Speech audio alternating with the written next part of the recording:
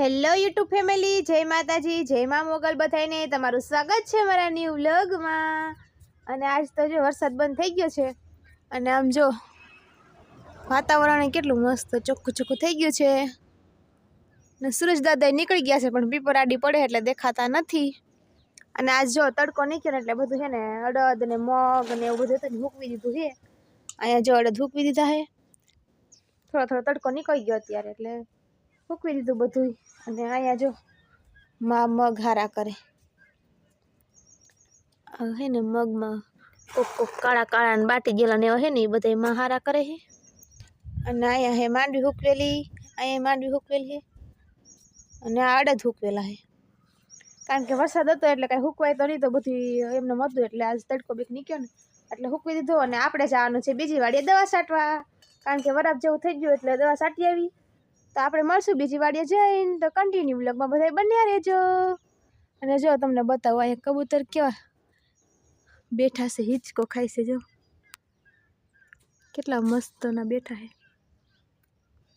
આપણે જો આવી ગયા છીએ દવા છાંટવા બીજી વાડીએ, આપણે હવે જઈ મગમાં આટો મારવા।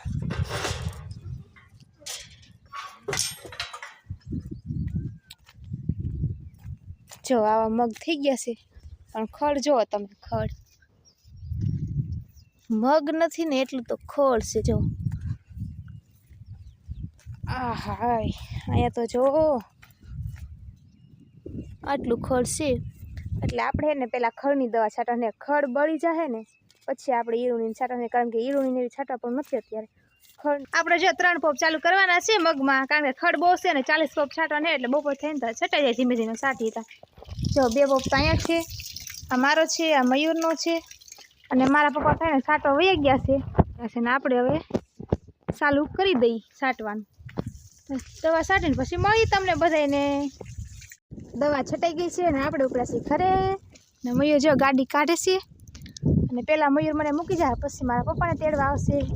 અહીંયા છે ને અહીંયા MP વાળા રહે છે ને અમે દરરોજ આવીને દર વખતે તો છે ને એ નાના છોકરા છે ને આવે અમારી પાસે એટલે છે ને એના માટે ચોકલેટ કે ગમે લઈ આવી। તો આ વખતે છે ને આપણે શ્રાદ્ધ નાખ્યું હતું ને કાલે તો એના લાડવા પડ્યા છે, તો લાડવા લઈ આવીશું તો એને દઈશ હમણાં બાળકોને। જો જોઈ ટકો સામે આવેલો આવે, જો એને ખબર પડી જાય એટલે આવે જ। શું કરે છે? ક્યાં નાનું બાવ, ક્યાં હાલ ઘરે લાડવો આપવાય। જો રમે છે ને બધા નાના નાના બાળકો।